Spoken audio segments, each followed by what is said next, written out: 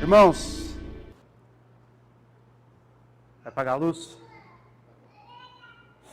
Nós vamos dar continuidade hoje, já estamos caminhando para a reta final da nossa série de escola bíblica dominical sobre sistemas de governo, sobre controvérsias na igreja. Melhorou agora? Tá bom. Sobre controvérsias na igreja. E a gente está tratando alguns temas, alguns mais polêmicos, outros menos polêmicos, mas que, de alguma forma, são controversos. E como nós podemos pensar biblicamente a respeito dele. Na semana passada, nas últimas semanas, nós passamos por alguns temas que tocam de maneira geral questões para fora da igreja, e também passamos por alguns temas que tocam em questões para dentro da igreja. E hoje nós vamos também falar sobre um outro assunto que toca para dentro da nossa igreja, para dentro das igrejas, em geral e consequentemente da nossa igreja. Hoje nós vamos falar...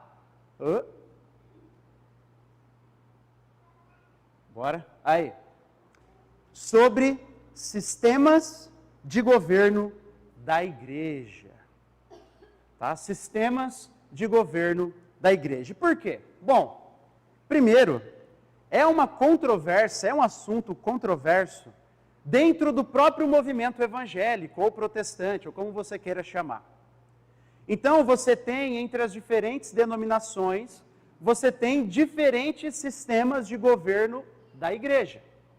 Então, por exemplo, você tem um sistema de governo episcopal, em que a igreja, acima da igreja você tem ou bispos ou arcebispos, a igreja metodista se organiza assim, a igreja anglicana se organiza assim, a igreja católica se organiza assim, e a ideia é que você tem instâncias acima da igreja. Você tem um sistema presbiteral, como o sistema mais conhecido é o sistema da igreja presbiteriana do Brasil, em que acima da igreja local você tem outras instâncias. Então você tem a igreja local, acima da igreja local você tem um presbitério regional, acima do presbitério regional você tem mais uma instância, e a última instância acima de todas as igrejas é o Supremo Concílio, ou a Assembleia Geral, que eles chamam. Então tanto o sistema episcopal quanto o sistema presbiteral, eles têm instâncias acima da igreja local. A igreja local ela não é autônoma. E aí você tem o sistema congregacional, que é o que é adotado pelas igrejas congregacionais, que é uma outra denominação, e também pelas igrejas batistas e algumas outras igrejas, algumas luteranas também adotam esse sistema de governo. E eu vou falar, a gente vai focar mais aqui no sistema, claro, congregacional. Por quê? Porque dentro das próprias igrejas congregacionais, às vezes você não sabe o que é congregacionalismo. Você não sabe o que isso significa.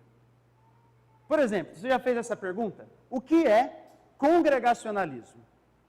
E talvez alguns de nós vão ter visões diferentes, principalmente se vem de igrejas diferentes. Congregacionalismo é isso, ou congregacionalismo é aquilo, ou congregacionismo é aquilo outro, e você tem uma controvérsia dentro da própria igreja, do que significa ter um sistema de governo congregacional. Por exemplo, aquela frase, tudo tem que ser aprovado em assembleia. Será que isso é sistema de governo congregacional? Porque isso tem que ir para a assembleia, A assembleia soberana, a gente fala isso. Mas o que isso significa? O que significa a Assembleia ser soberana? A gente acredita nisso. Mas qual é o ponto a respeito dessas questões? O que ela significa? Por exemplo, olha esse texto aqui de Hebreus, capítulo 13, versículo 17. Diz assim, obedeçam aos vossos guias e sede submissos para com eles, pois velam por vossa alma como quem deve prestar conta. para que façam isso com alegria e não gemendo, porque isso não aproveita a vós outros. Então ele está falando aqui dos guias, dos líderes, dos pastores da igreja. E o texto de Hebreus está dizendo, sejam submissos aos seus pastores, certo? Esse é um texto nas Escrituras. Você concorda com ele? Está na Escritura. Então, você concorda com ele, Marquinhos? Me passa toda a conta da sua poupança para mim. Obedece? Está escrito ali. Por que isso não é? Isso não é um exercício correto da autoridade pastoral? Por quê? Porque não é em todas as áreas. Certo? Não é em todas as áreas. É enquanto está exercendo a sua função e dentro dos limites e parâmetros bíblicos. A mesma coisa, isso é para a autoridade da Assembleia. Não é assim, tudo. Então, o irmão levanta lá na Assembleia e fala assim, eu proponho que na nossa igreja só seja aceito o membro que tem essa visão política. Imagina se isso pudesse ser feito. Não, eu proponho que tenha culto todos os dias, porque eu quero escolher um e vir um só. Não, eu proponho, pastor, que o irmão fulano de tal seja desligado. Imagina, na Assembleia, todo mundo propondo um para o outro desligar. Então, a gente tem que qualificar bem o que nós estamos querendo dizer com isso. O que nós estamos querendo dizer com sistema congregacional. Uma outra pergunta, por exemplo, Assembleia Soberana. Isso significa que a Assembleia sempre acerta em suas decisões? A voz do povo é a voz de Deus? Não. Às vezes pode errar. Por exemplo, o pastor Jonathan Edwards, ele era de uma igreja congregacional, da denominação congregacional também, e ele foi expulso da igreja porque ele não queria permitir que todas as pessoas participassem da ceia, apenas os crentes participassem da ceia. Aí a igreja foi lá e destituiu ele, e a igreja tem autoridade para isso. Só que a igreja acertou ou errou? Errou, biblicamente. Então, nós precisamos qualificar bem o que nós estamos querendo dizer com isso. Esses dias, estava lendo um artigo de um pastor batista lá dos Estados Unidos sobre como melhorar as assembleias da igreja. E aí, no ponto 7, ele diz assim, ocasionalmente, lembre as pessoas o que é e o que não é congregacionalismo. Ocasionalmente, lembre as pessoas. Ele diz assim, ocasionalmente, lembre as pessoas o que é e o que não é congregacionalismo. Alguns têm a noção errônea de que o congregacionalismo é o mesmo que a democracia, ou é subproduto dela. Nenhum dos dois é verdadeiro. Sim, Jesus deu as chaves do reino à congregação, quando se trata de questões de membresia, disciplina e doutrina. E sim, cada membro tem direito a um voto na Assembleia. Mas isso não significa que haja algo piedoso no debate pelo debate, ou que seja o direito de cada membro ter a sua voz ouvida em todo e qualquer assunto, ou que os presbíteros e diáconos sirvam como uma legislatura bicameral. Os presbíteros ainda são chamados para governar, e os membros ainda são chamados para se submeter e obedecer para o seu próprio benefício. Fazer o papel de advogado do diabo, ou a pessoa contestadora, é uma marca de imaturidade, não um distintivo de honra. Faremos bem em lembrar ao nosso povo que quando Paulo exorta Timóteo a fugir das paixões da mocidade, ele não está pensando primeiro na imoralidade, no pecado sexual, mas em ser briguentos. Quando Paulo diz lá para Timóteo, fuja das paixões da mocidade, a gente usa isso para os nossos jovens. Fuja, a Bíblia fala, fuja, não é para você caminhar perto, vai para longe. Mas Paulo não está falando primeiramente de moralidade. Paulo está falando em ser briguento, porque jovem tem a tendência de ser briguento. Então, de vez em quando, a gente tem que lembrar disso. E aí, eu vou partir aqui para a definição, e depois a gente vai caminhar por alguns textos bíblicos. Então, o que é congregacionalismo? É um sistema de governo que defende que a autoridade final sobre uma igreja local é Cristo.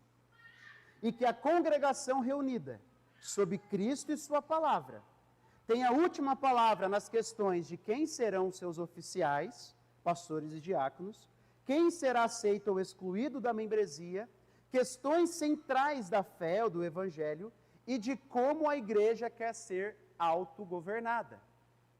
Então, isso é uma definição básica do que significa congregacionalismo. Primeiro, defende que a autoridade final sobre uma igreja local é Cristo. Não existem instâncias acima da igreja. Não existe. A igreja, ela é, por assim dizer, autônoma. E o que ela tem com outras igrejas é a cooperação. Ela pode cooperar com outras igrejas. A denominação batista, ela vem para auxiliar na cooperação, para ajudar a cumprir a missão, para ajudar a levar o evangelho, para discutir algumas questões, mas não tem poder deliberativo sobre as igrejas. Nós entendemos que a autoridade máxima da igreja local é Cristo.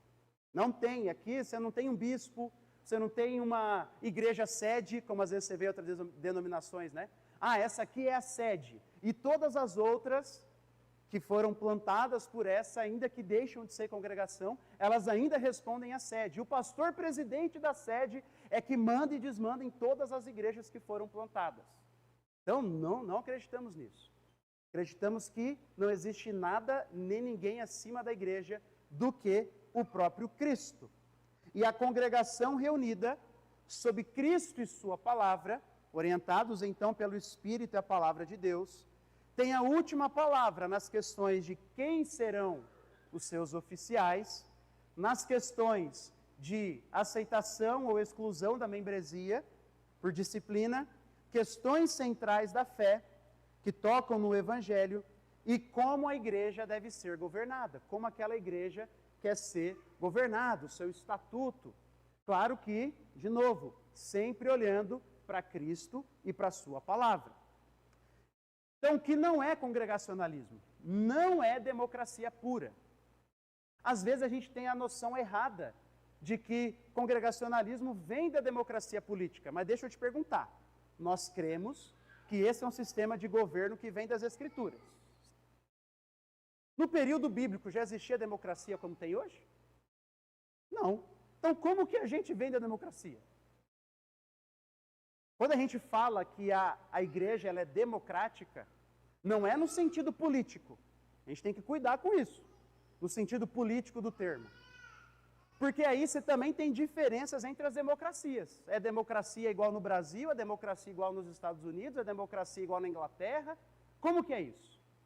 Eu posso usar para ilustrar, beleza? Ilustrar, tá tudo certo. Agora, dizer que um é subproduto do outro, a gente não pode falar isso, porque nós cremos que esse sistema de governo vem das Escrituras, e não de um sistema político. Então, tudo tem que passar por assembleia. Isso na prática, às vezes a gente ouve, só que isso na prática é impossível. Primeiro, na prática já é impossível. Depois nós vamos mostrar que ainda não é bíblico, mas é impossível. Nós vamos decidir em assembleia aonde vão ficar os bancos da igreja. Nós vamos decidir em assembleia se o ar-condicionado vai ficar no 18 ou no 22. Imagina? Não, vamos passar agora aqui. Então, tem algumas coisas, é impossível. É impossível isso na prática.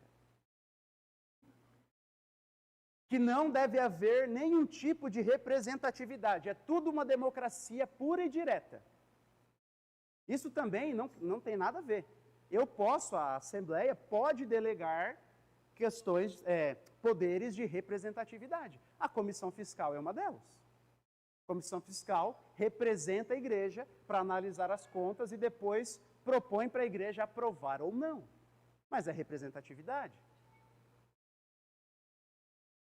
Ou que os pastores são eleitos, os oficiais de maneira geral, para fazer a vontade da igreja.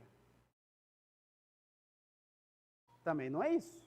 Porque se é uma democracia direta, olha só que interessante, se é uma democracia no sistema político, como nós temos, então a gente vai achar que os pastores estão lá sempre para fazer a vontade da maioria.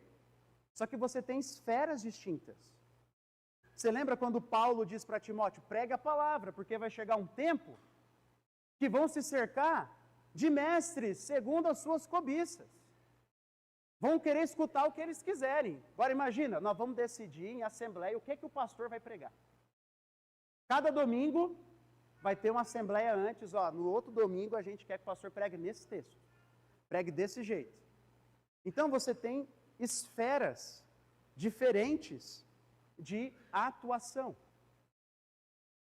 Olha só esses textos aqui, ó. Vamos ver alguns textos em que a Bíblia é muito clara, em que a congregação é diretamente responsável. Abre aí para mim em Mateus capítulo 18.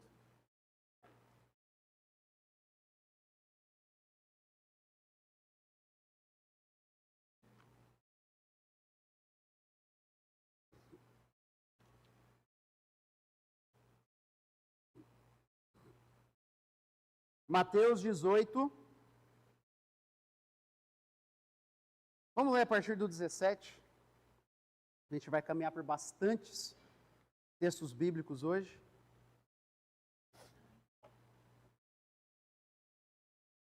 A gente sabe que Jesus está falando sobre o processo de disciplina na igreja. Se você vê o irmão pecar, você vai sozinho, exorta. Se ele não te ouvir, você chama mais um ou dois irmãos e exorta. E aí Jesus diz que se ele ainda não ouvir, você vai e conta para a igreja. E aí diz assim, e se ele se recusar a ouvir essas pessoas, expõe o assunto à igreja. E se ele se recusar a ouvir também a igreja, considere-o como gentil e publicano. Agora, em verdade lhes digo que tudo o que ligarem na terra terá sido ligado nos céus. E tudo o que desligarem na terra terá sido desligado nos céus. Em verdade, também lhes digo que se 2 de vocês sobre a terra concordarem a respeito de qualquer coisa que vierem a pedir, isso lhes será concedido por meu Pai que está nos céus, porque onde estiverem 2 ou 3 reunidos em meu nome, ali eu estou no meio deles. O que Jesus está dizendo? Jesus está falando assim, você tem o processo de disciplina, mas a palavra final de se alguém vai ser excluído ou não da igreja, se vai ser desligado ou não, isso pertence a quem? A igreja. Não pertence a um papa, não pertence a um bispo, não pertence ao pastor sozinho. O pastor não pode, eu vou excluir aquele irmão da igreja. Não pode. Esses tempos, vi uma igreja que saía no boletim só. Os pastores decidiram excluir, saia no boletim. O irmão fulano de tal foi desligado da membresia da igreja. Isso não pode. Nossa maneira de entender as escrituras, isso é uma palavra final da igreja. Óbvio que os pastores lideram um processo. Você vê Paulo dizendo para Timóteo, para Tito, eles são responsáveis também pela disciplina. Mas a palavra última sobre a disciplina por exclusão não é do pastor. O pastor propõe, quem vota é quem? Quem decide é a igreja. Eu sempre falo aí, não é, o pastor excluiu fulano da igreja. O pastor não exclui ninguém, irmãos. A igreja reunida votou e deliberou. A mesma coisa, ligar, reconhecer que alguém é servo de Cristo, está entrando na igreja. Seja por meio do batismo. Por que a gente vota o batismo? Por que a gente vota a recepção de novos membros? Às vezes a gente tem classe de novos membros e a gente diz assim, anota essa data, assembleia no dia tal, para que a igreja delibere se vocês vão ser aceitos ou não como membros. A pessoa às vezes até acha estranho. Como assim? Falo, não. A igreja precisa ouvir, saber que passamos por esse processo e a palavra final da igreja vai ser votado, deliberado. Não é o pastor que está lá sozinho decidindo quem entra e quem sai da igreja. E isso é uma área em que a membresia é ultimamente responsável, ainda que a igreja fala assim, pastor, nós queremos deliberar, que isso seja delegado para vocês, a gente tem que ser contra. Não. O texto, para nós aqui pelo menos, o texto, ele é claro. A autoridade de ligar e desligar é da igreja. Não pode tirar a responsabilidade da igreja. Um outro texto. Abre aí Atos capítulo 14.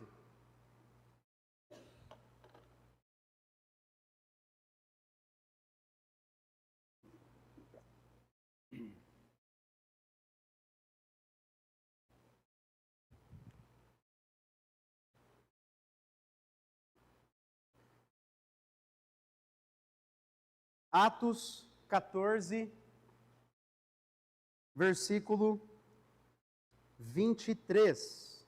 Está falando sobre Paulo e Barnabé, uma de suas viagens missionárias, e diz que eles estavam passando pelas igrejas que já estavam plantadas. Ele diz assim no versículo 23: e promovendo-lhes em cada igreja a eleição de presbíteros. Depois de orar com jejuns, os encomendaram ao Senhor, em quem haviam crido. Então, presbítero, a gente sabe, mesma coisa, mesmo título para pastor. Então, Paulo e Barnabé, eles passaram pelas igrejas, promovendo a eleição de presbíteros. Então, quem decide quem é o pastor ou os pastores da igreja, quem tem a última palavra, é a igreja. Não é alguém acima da igreja que manda, o bispo, como acontece em algumas denominações, o pastor presidente, não, eu quero trocar e pronto, e acabou. Não é assim. Quem tem sobre aquela comunidade local a autoridade de eleger os seus oficiais é a própria igreja. E também Atos capítulo 6, você não precisa abrir, mas você vai lembrar, que fala sobre a instituição do diaconato. A instituição do diaconato. Você vê também que a igreja participou ativamente daquele processo e elegeu aqueles irmãos, dos quais um era Estevão, o outro era Filipe, e assim por diante. Então a igreja tem, reunida em assembleia, tem a autoridade de definir se alguém é ou não é pastor daquela igreja. Tanto, claro, para aceitar e também, por implicação, para não aceitar mais. Uma outra área. E aqui, irmãos, veja, o sistema congregacional, logo cedo na história da igreja, ele foi abandonado. Ainda permaneceu em alguns círculos, mas logo depois virou um sistema monárquico. Quanto mais a igreja foi se institucionalizando, ficou mais parecido com um rei mandando sobre várias igrejas. O sistema do arcebispo ou do bispo. E dentro da reforma protestante, quando o sistema congregacional voltou a ser defendido, esses eram os dois princípios que os congregacionais defendiam. Cada igreja local precisa ter a autoridade de aceitar ou excluir membros, ou de aceitar ou excluir seus próprios oficiais. E teve muitas brigas a respeito disso, durante a própria reforma. E era só isso, basicamente, que os congregacionalistas aqui estavam defendendo. Não, o pastor escrevendo, né? Eu só quero dizer que a igreja ela tem que ter essa autoridade, como a Bíblia mostra. E aí deu briga lá entre eles, mas a Bíblia fala de outros assuntos também. Supervisão do Evangelho. Olha só Gálatas 1.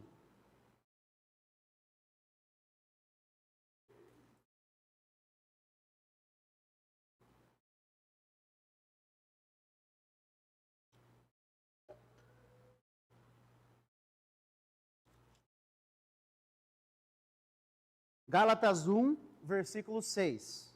Olha o que diz aí.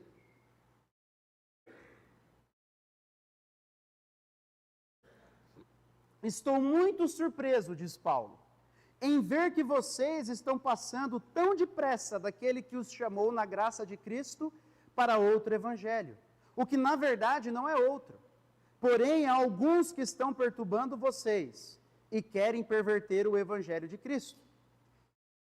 Mas ainda que nós, ou mesmo um anjo vindo do céu, pregue a vocês um evangelho diferente daquele que já temos pregado, que esse seja anátema. Pausa, até aqui.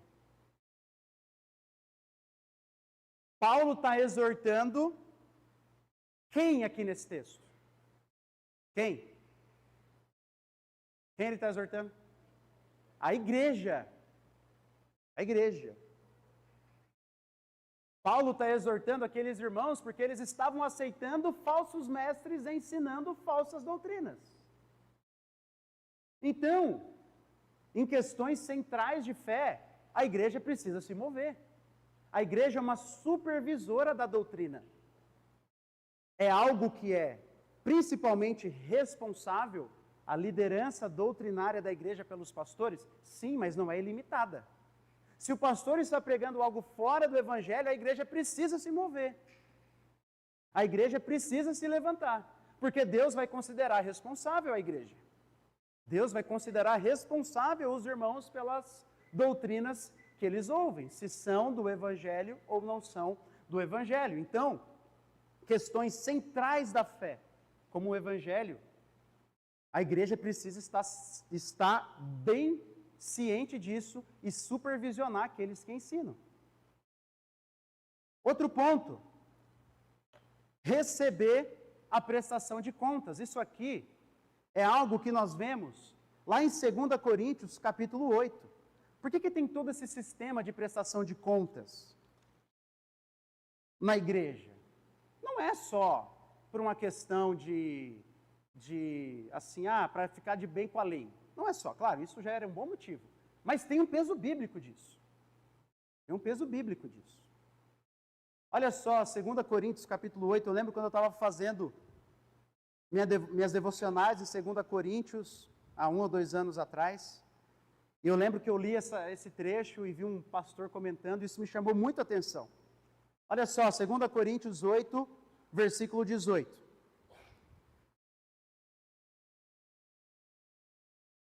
E com ele, Tito, estamos enviando o irmão, cujo louvor no evangelho está espalhado por todas as igrejas. E não só isso, mas ele também foi eleito pelas igrejas, para ser nosso companheiro, no desempenho desta graça ministrada por nós, para a glória do próprio Senhor, e para mostrar a nossa boa vontade. Queremos evitar assim, que alguém nos acuse por causa desta generosa dádiva administrada por nós. Pois cuidamos de fazer o que é correto, não só diante do Senhor, mas também diante das pessoas. Com eles estamos enviando nosso irmão, cujo zelo já pusemos à prova em muitas ocasiões e de muitas maneiras, e que agora se mostra ainda mais zeloso pela grande confiança que deposita em vocês. Estão vendo o que Paulo está fazendo aqui? 2 Coríntios capítulo 8, se você tem um títulozinho na sua Bíblia, ele está falando de qual tema? Olha lá antes do versículo 1. Qual tema? Contribuição, generosidade das ofertas. Paulo está falando das ofertas que a igreja de 1 Coríntios estava levantando. E Paulo está dizendo, olha, eu estou enviando com Tito o irmão que foi eleito por vocês. Então, o irmão que lida diretamente com o dinheiro da igreja tem que ser eleito pela igreja.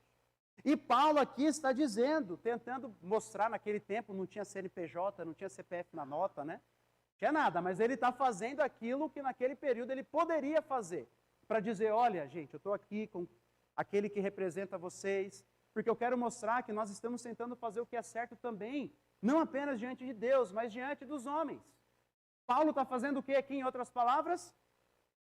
Prestando contas para a igreja. E aí, eu já falei, né? Mas também, não precisa abrir, esse texto já fala sobre isso, mas 1 Coríntios 16 também fala sobre isso.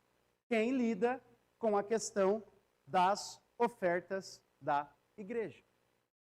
Então, isso é algo explicitamente bíblico daquilo que a congregação é diretamente responsável e ultimamente responsável. Não tem outro princípio, não tem outro texto que fala que nós temos que discutir aonde vai ser o sítio da festa da igreja. Se tem que fazer isso ou fazer aquilo em outras questões. Temos aqui, biblicamente falando, os princípios claros da Escritura naquilo que a Assembleia tem a sua responsabilidade última.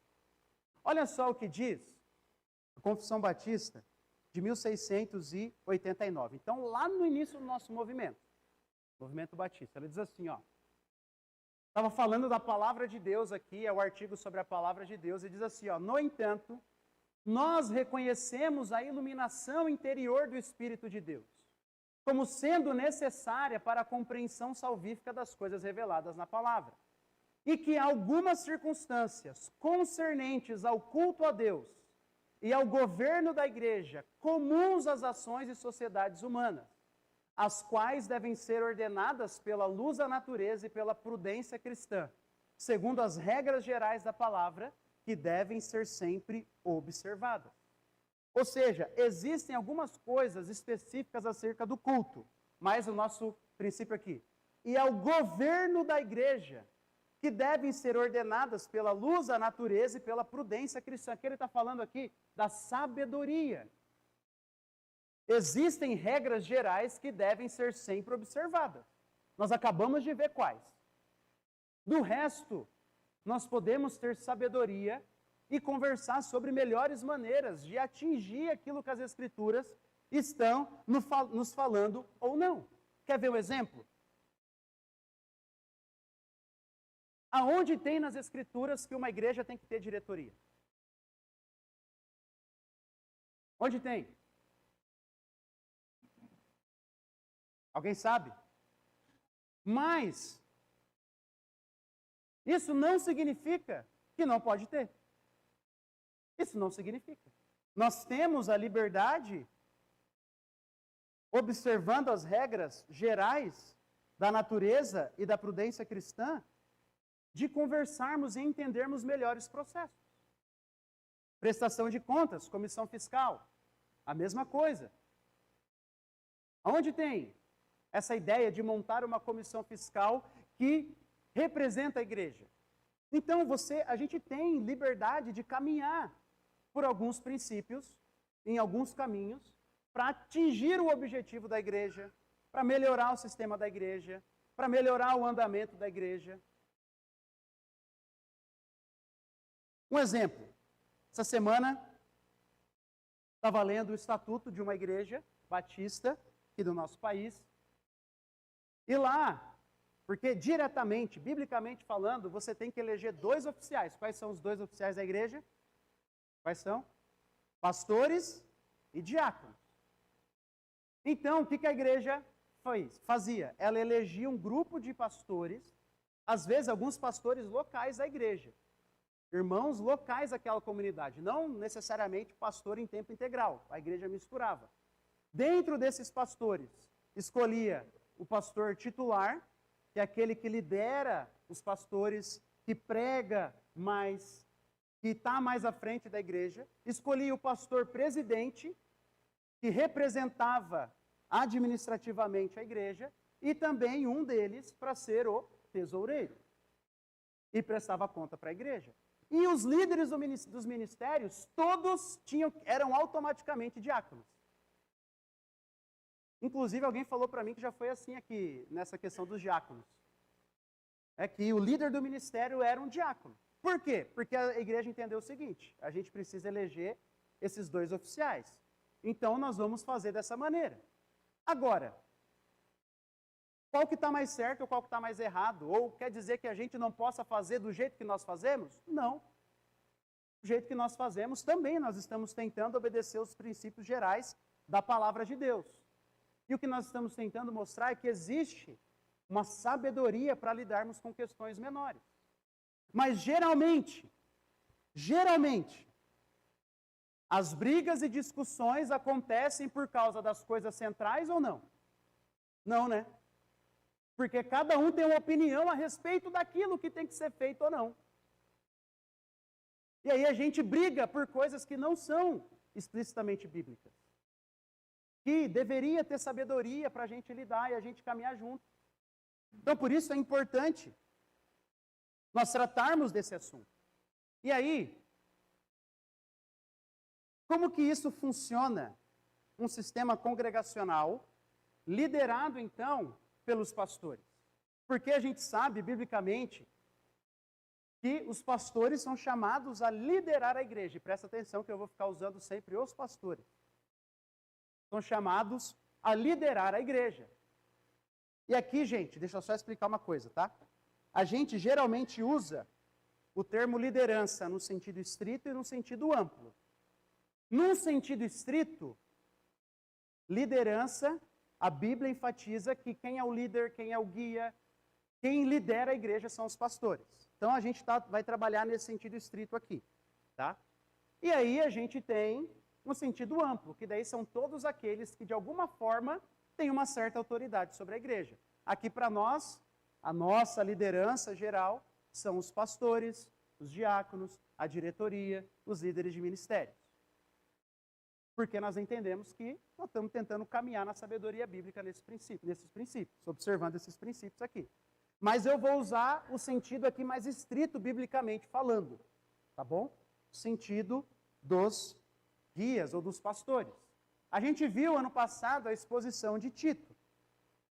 E aí a gente viu que Paulo deixou Tito em Creta com essa causa em vista, para que pusesse em ordem todas as coisas restantes, bem como em cada cidade constituísse presbíteros, plural, de novo, presbíteros pastores, conforme prescrevia você, que alguém seja irrepreensível, marido de uma só mulher, que tenha filhos crentes, que não são acusados de devassidão, nem são insubordinados, porque é indispensável que o bispo, por ser encarregado das coisas de Deus. E aí ele continua, mas eu quero focar nessa parte. Então, as igrejas lá na região de Creta ainda precisavam ser colocadas em ordem. A primeira coisa que Paulo fala para que aquela igreja pudesse ser colocada em ordem foi eleger presbíteros em cada cidade onde tinha uma igreja. E os presbíteros são encarregados das coisas de Deus. Encarregado, aqui eu peguei o dicionário do grego bíblico. Aquele que tem autoridade e responsabilidade por algo. Aquele que está encarregado, aquele que é responsável por administrar. Olha só também, 1 Timóteo capítulo 5. Devem ser considerados merecedores de dobrados honorários ou pagamento em dobro os presbíteros que presidem bem, especialmente os que se esforçam na pregação da palavra e no ensino. Então, presbítero, aqui é utilizado aquele que preside, que lidera. E perceba a ênfase na pluralidade. Tá? Presbíteros, aqui eleição constitui-se presbíteros e aqui embaixo também. Presbíteros. Pluralidade de presbíteros. E aí, de maneira geral, as responsabilidades de um pastor, ou dos pastores, ensino e pregação, você não precisa abrir em 2 Timóteo, porque você vai lembrar. Lembra de Paulo? Diante de Deus e de Cristo Jesus, que há de julgar os vivos e os mortos, eu te conjuro, pregue a palavra. Então, a responsabilidade de liderar a igreja no ensino e na pregação, de cuidar do rebanho, 1 Pedro capítulo 5, Pedro diz, olha, eu, aos presbíteros aí da igreja, eu, presbítero como eles, exorto vocês a pastorearem o rebanho de Deus. E também a supervisão, de maneira geral, da igreja. A supervisão, de maneira geral, da igreja. Olha só o que diz Atos capítulo 11. Os discípulos, cada um conforme as suas posses, resolveram mandar uma ajuda aos irmãos que moravam na Judéia. E eles o fizeram, enviando essa ajuda aos presbíteros da igreja lá da Judéia, por meio de Barnabé e Saulo. E 1 Timóteo capítulo 3, uma das exigências do pastor é que ele governe bem a própria casa, criando os filhos sob disciplina, com todo respeito. Pois se alguém não sabe governar a própria casa, como cuidará da igreja de Deus? Então existe também uma responsabilidade do pastor nas áreas gerais da igreja, administrativas da igreja. Também existe isso. Por isso que na maior parte das igrejas batistas, o pastor titular também é o presidente da igreja. Pastor, você quer ser o presidente da igreja? Não, não quero. Tá, irmãos? Não quero ser, não. Deus o livre. Fica essa bucha pro Yuri aí. Não quero. Mas acontece isso. Por quê? Você tem essa ideia de que o pastor também tem uma responsabilidade administrativa. Na nossa igreja, isso pode ou não acontecer. E se não acontece ainda, o pastor é chamado a participar das reuniões da diretoria. Por quê? Justamente por causa disso. Agora nós estamos tentando trabalhar para aprovar um orçamento anual para a igreja. Para melhorar as nossas assembleias. Depois eu vou falar mais um pouquinho sobre isso. E aí a gente está lá. Eu, pastor Antônio, estamos lá tentando ajudar, trabalhando com os ministérios, trabalhando com os tesoureiros. Porque isso também faz parte da nossa responsabilidade. Isso também faz parte. E aí, como a gente equilibra essas duas coisas? Olha esse texto aqui, desse livro, Fundamentos Batistas. Diz assim, ó, o chamado do presbítero para ensinar não nos deve surpreender. Nem devemos achar que está em conflito com a autoridade final da congregação.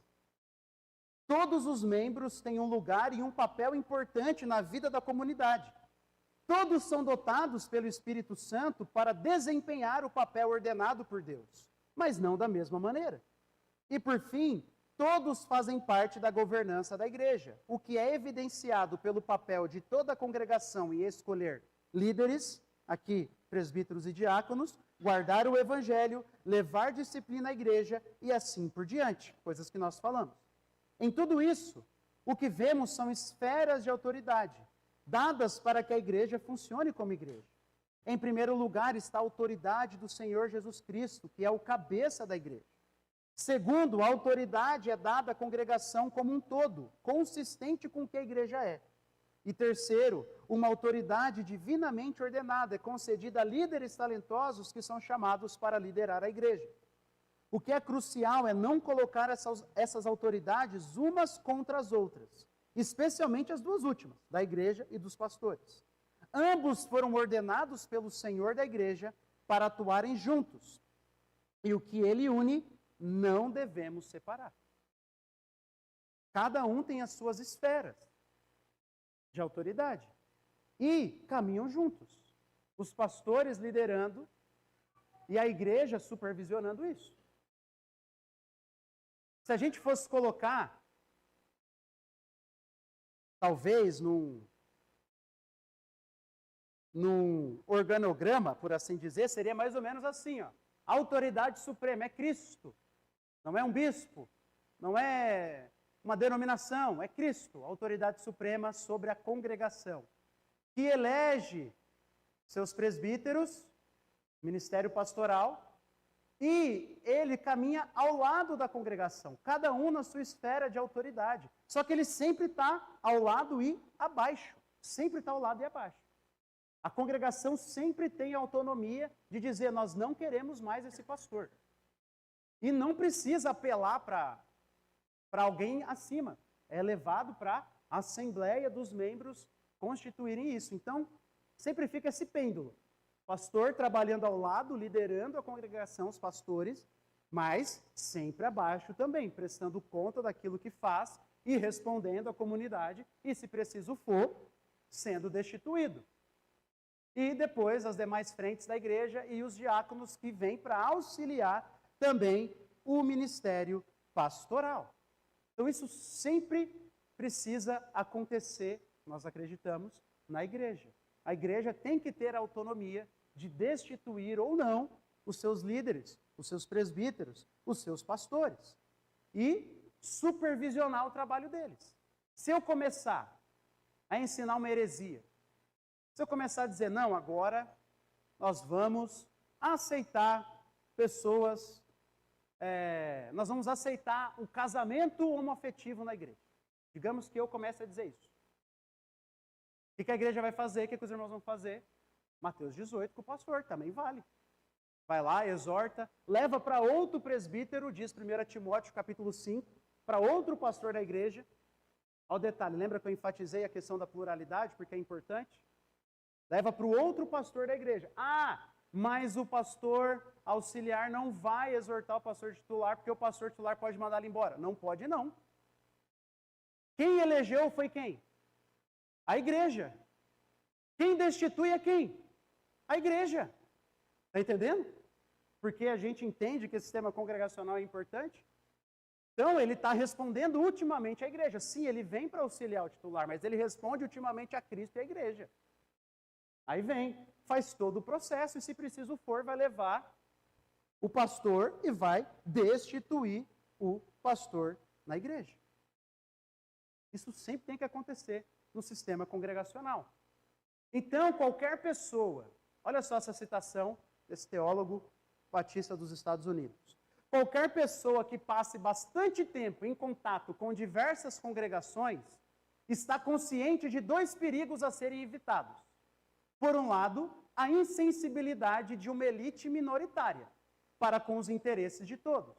Por outro, a tirania de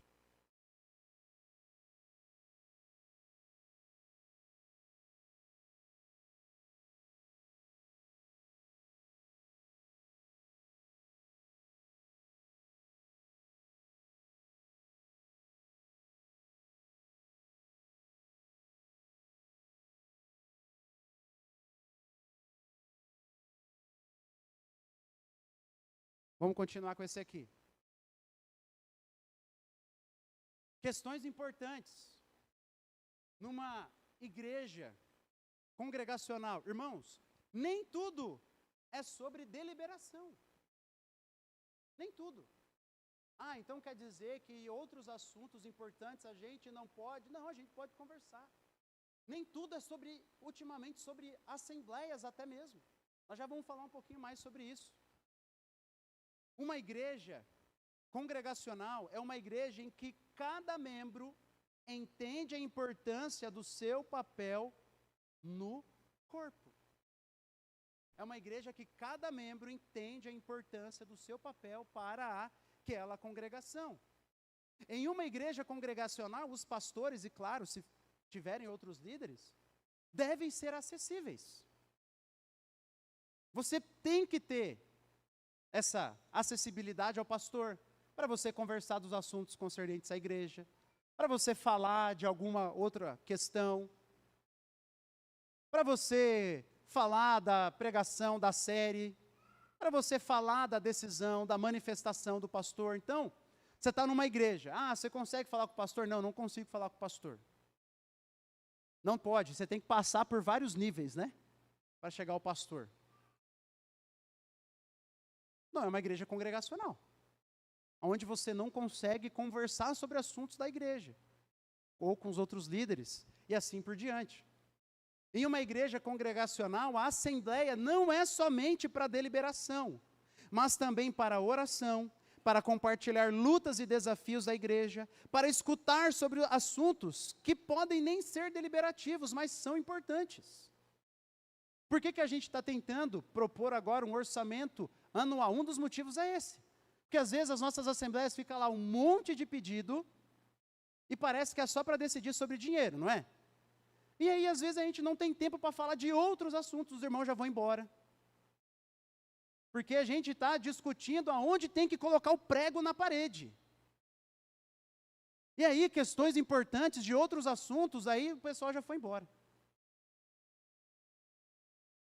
Assembleia é para o líder dos ministérios, alguns líderes de ministérios às vezes vêm aqui compartilhar. Irmão, nós estamos fazendo isso, nós estamos fazendo aquilo. Ore por nós nesse sentido, ore por nós naquele sentido. Então, nem tudo é sobre deliberação ou não, mas é sobre nós estarmos orando, pensando na igreja, entendendo a nossa importância para a igreja. Entendendo a nossa importância, a importância de cada membro. Cada um tem um papel distinto, mas todos temos um papel. Alguns um papel de liderança, outros um papel que não envolve tanto estar sobre os holofotes, na vitrine, todo mundo te olhando, fazendo, e você tendo que prestar conta. Às vezes não, mas você tem o seu papel, nós temos o nosso papel dentro da comunidade. E aí, sistema congregacional, estou tentando mostrar isso para os irmãos, é muito mais do que assembleia. É cada membro entender a sua importância, o seu papel para a manutenção daquele corpo local de crentes. Veja, algumas outras convicções que nos levam ao congregacionalismo. Nossa autoridade suprema e última são as Escrituras. Nossa autoridade suprema e última são as Escrituras. Eu estava lendo um livro também de sistema de governo, de um pastor batista, e ele disse que estava ensinando na igreja dele que uma igreja poderia ter mais de um pastor. Só isso. Coisa que para nós é tranquilo, a igreja dele entendia que não, era só um pastor, pronto e acabou. E aí ele estava ensinando, não, uma igreja pode ter mais pastores. Pode ter pastores que não são tempo integral da igreja. Irmãos que têm outras coisas, mas que vão servir, vão auxiliar. E aí ele disse que ensinou para a igreja, foi lá, fez as mudanças, e um irmão saiu da igreja, um só. E aí ele foi atrás do irmão. Falou assim, meu irmão, por que você saiu da igreja? Né, olha só, a gente mostrou que é bíblico. Aí o irmão respondeu assim, não me importa, não é batista. Não estou nem aí. Não é, claro, batista do jeito dele, porque aqui no Brasil já não tem tanto essa ideia, né, de que é pecado você ter mais de um pastor pela igreja. Mas lá nos Estados Unidos, esse contexto específico. O que esse irmão estava dizendo? Não, eu não estou nem aí porque as Escrituras dizem. Não estou nem aí. Nossa autoridade última é quem? É a Escritura. Não é nem o pastor. Não são nem os pastores, os líderes, é a Escritura. De maneira que se o pastor não está pregando a Escritura, a igreja tem a responsabilidade de exortar o pastor e, se preciso for, destituir. Não é apenas a escolha. Não é apenas assim, não, a gente pode ou não. Não, se está pregando fora da Escritura, a igreja, tenho a responsabilidade. Deus vai cobrar vocês. Gálatas 1, Paulo estava cobrando a igreja. Além disso, nós cremos que a igreja é formada de uma comunidade regenerada. Se você ler Hebreus capítulo 8, por exemplo, você vai ver que ele fala, aplicando Jeremias, o texto da nova aliança, dizendo assim, que eis que farei com vocês uma nova aliança, e nessa nova aliança, todos me conhecerão. Ninguém vai precisar dizer, conheça a Deus, texto que o pastor Antônio leu na semana passada. Conheça a Deus, não vai precisar. Todos são regenerados. Esse é mais um dos motivos do porquê nós não batizamos crianças. Se você batiza alguém, essa pessoa se torna membro da igreja. E aí, aquela pessoa pode não ser regenerada. Pode não ser. E aí ela vai ficar como membro na igreja. Aí alguns fazem uma diferenciação. Não, daí tem um membro comungante e um membro não comungante. Não. Nós entendemos biblicamente que toda a comunidade da igreja deve ser formada por pessoas regeneradas. É claro que o joio está no meio do trigo, mas nós vamos fazer um esforço para mostrar, para tentar permitir que apenas pessoas regeneradas façam parte da membresia da igreja. Isso significa pessoas habitadas pelo Espírito Santo. Além disso, nós cremos na doutrina do sacerdócio universal de todos os crentes. A igreja é um sacerdócio universal que pode se achegar diretamente a Deus. Você não precisa de um sacerdote. Se você perceber uma missa católica, você vai perceber que o padre, ele fica entre a comunidade e a mesa, não fica? Ele fica entre a comunidade e a mesa, representando o quê? Que para você se achegar à mesa do Senhor, você precisa de um sacerdote. Na nossa mesa aqui, não tem ninguém na frente. Às vezes, se está muito apertado, fica um diácono ali, né? Ali. Mas não tem ninguém, é um símbolo. Não tem o pastor está atrás da mesa, ele está ao redor, ele vai participar junto. Mas todos têm acesso à mesa. Olha o símbolo que isso passa. Todos aqueles regenerados, claro, por isso que a gente fala, né? Todos aqueles em conformidade com os princípios bíblicos podem se achegar diante da mesa do Senhor.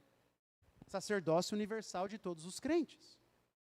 Todos os membros devem ser ativos ministerialmente, olha só. Congregacionalismo não é apenas sobre eu vir numa assembleia e dar meu voto, mas é eu estar ativamente trabalhando pela igreja. É muito fácil eu delegar, não, quem evangeliza o pastor, quem discipula o pastor, quem aconselha o pastor, quem lidera o pastor, e fica deixando tudo na mão do pastor. Não, Cada membro deve ser ativo ministerialmente. Efésios 4 vai dizer que Deus escolheu alguns para apóstolos, profetas, evangelistas, pastores, mestres, com o objetivo de equipar os crentes para o desempenho do seu serviço. Nós cremos que o sistema congregacional honra isso aqui. Todos os membros devem ser ativos ministerialmente. Além disso, uma outra convicção: cada igreja local é uma igreja de Jesus. Cada igreja local, aonde você tem membros ali reunidos em uma aliança, e com seus oficiais, ali é uma igreja de Cristo. Eu não preciso de uma outra instância acima da igreja para dizer se aquilo é uma igreja ou não é. Não preciso. Então, cada igreja local tem os seus dons, tem os seus talentos, e o Senhor equipa para que essa igreja consiga caminhar. E Cristo é a autoridade suprema sobre a igreja. Ele é, como diz Colossenses 1, o cabeça da igreja. Ele é a autoridade suprema. Então, gente, governo congregacional não é somente ou primariamente sobre assembleias e questões deliberativas, mas sim sobre os membros da igreja, assumindo suas responsabilidades e privilégios, de cooperarem para a edificação do corpo de Cristo. Todos nós, como eu falei, os pastores, os líderes, a gente está lá na porta da frente, tentando cuidar do rebanho, como diz Paulo, tentando proteger a igreja. Mas se um dia heresias começarem a serem ensinadas aqui, Deus não vai só cobrar a mim, Ele vai cobrar mais a mim, mas Ele vai cobrar vocês também. Deus vai cobrar em última instância cada um dos membros dessa igreja sobre a edificação dessa igreja. Você entende o sistema congregacional? Essa é a ideia. Cada um de nós responsáveis diante de Deus por caminharmos para a edificação da igreja. A igreja teve um gasto muito grande com o telhado, que a gente teve que trocar. No ano passado deu uma chuva muito grande, a gente teve que trocar, teve um gasto muito alto. E isso vai apertar em muito o nosso orçamento. E muito. Mas a responsabilidade da continuação dos trabalhos da igreja não é só minha, não é só dos líderes, não é só do nosso tesoureiro que está ali sentado. É de quem? Se você é membro, é também sua. É nossa, essa briga é nossa. Então, participe conscientemente da vida da igreja, incluindo suas assembleias. Mas é muito mais do que isso, como a gente tem falado. Participe conscientemente da vida da igreja. Cuidado com as visões equivocadas de congregacionalismo. A nossa última regra de fé e prática é o quê? A Bíblia. A nossa única regra de fé e prática é a Bíblia. Esse é o primeiro princípio distintivo dos batistas. Claro, de outras denominações também. Mas a gente diz isso. A nossa única regra de fé e prática é a Escritura, que determina o que nós fazemos. Falando da Assembleia, avalie as manifestações que são feitas. Lembre, devemos participar baseado no que falamos. Somos pessoas regeneradas e habitadas pelo Espírito que devem manifestar o fruto do Espírito.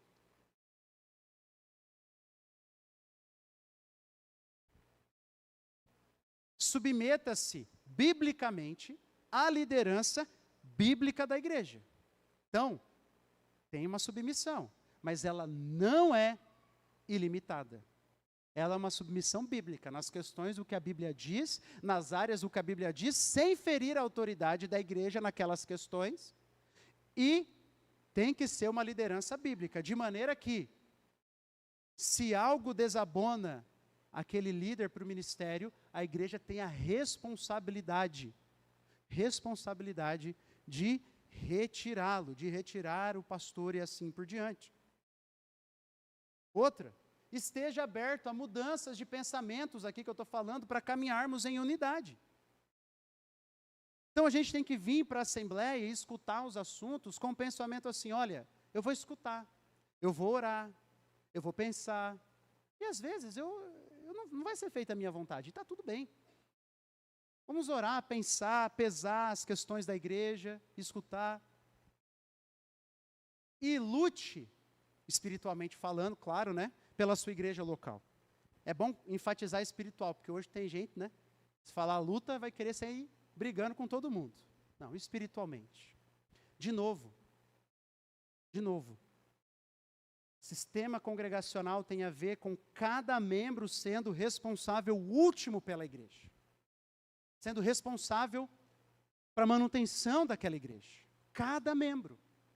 Eu sou, e os pastores, somos mais responsáveis, embaixo dos diáconos também, um pouquinho mais que a igreja, e também os líderes de ministério, um pouquinho mais. Mas isso não quer dizer que cada um dos membros da igreja não sejam, são também. Isso significa que se um problema estiver acontecendo, eu não vou para a igreja da esquina. Eu não vou. Eu vou tentar ajudar a resolver. Eu vou tentar, trilhando o caminho bíblico, ajudar a lidar com aquele problema. Porque hoje é muito fácil, não é? Hoje é muito fácil. Não, eu vou para outra, está tudo certo. Depende. É por um motivo lícito ou ilícito a mudança? Se é por um motivo ilícito, é só porque está tendo um problema e você quer sair antes, fazer as suas malas e sair antes, Deus vai cobrar. Deus vai cobrar. Então, os irmãos entendem o porquê que a gente enfatiza tanto a questão de membresia? Os irmãos entendem isso? Por que a gente enfatiza tanto? Porque não é só uma questão assim, de assinar um termo, não, pronto, é só uma questão para tornar oficial. Não é. É uma questão de compromisso, de convicção, uma questão de aliança entre os membros daquela igreja, de um pacto. Por isso que a gente enfatiza muito bem isso. E aí, como diz o pastor Jonathan Lima, o congregacionalismo liderado por presbíteros, pastores, mesmo termo, tá, gente? É sobre o governo da igreja, sim, mas também é o programa que Jesus estabeleceu para tornar toda a igreja responsável por toda a igreja e treinar cada membro para a obra. Esse é o programa de discipulado de Jesus. Congregacionalismo não é apenas sobre o governo da igreja, mas é o programa de discipulado de Jesus, onde cada membro entende que é habitado pelo Espírito e responsável diante de Deus por aquela igreja. Isso é, de maneira geral, o congregacionalismo bíblico. E aí eu queria pedir para você abrir em Romanos.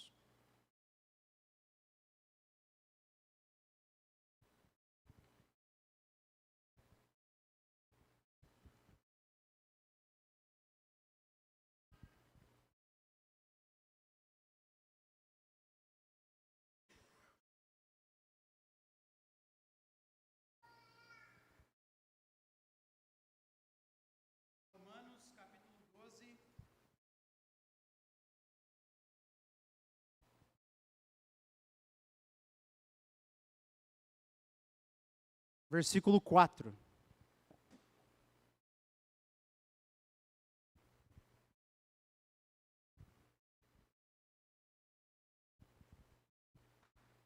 Romanos 12, 4 diz assim: porque assim como num só corpo temos muitos membros, mas nem todos os membros têm a mesma função, assim também nós, embora sejamos muitos, somos um só corpo em Cristo e membros uns dos outros. Temos diferentes funções, mas somos um só corpo em Cristo e membros uns dos outros. Em última instância, eu não sou membro de uma instituição. Eu sou membro de um conjunto de irmãos. E eu estou ligado a cada um deles. E eu tenho a minha responsabilidade de manter a unidade desse corpo, de trabalhar pelo bem desse corpo, de exercer a minha função nesse corpo, de orar por esse corpo, de ajudar nas decisões mais importantes desse corpo. E assim, todos nós, caminhando juntos para edificar a igreja de Jesus. Então, esse é o sistema congregacional. Por isso que nós entendemos isso e estamos ensinando a respeito disso. Tá bom?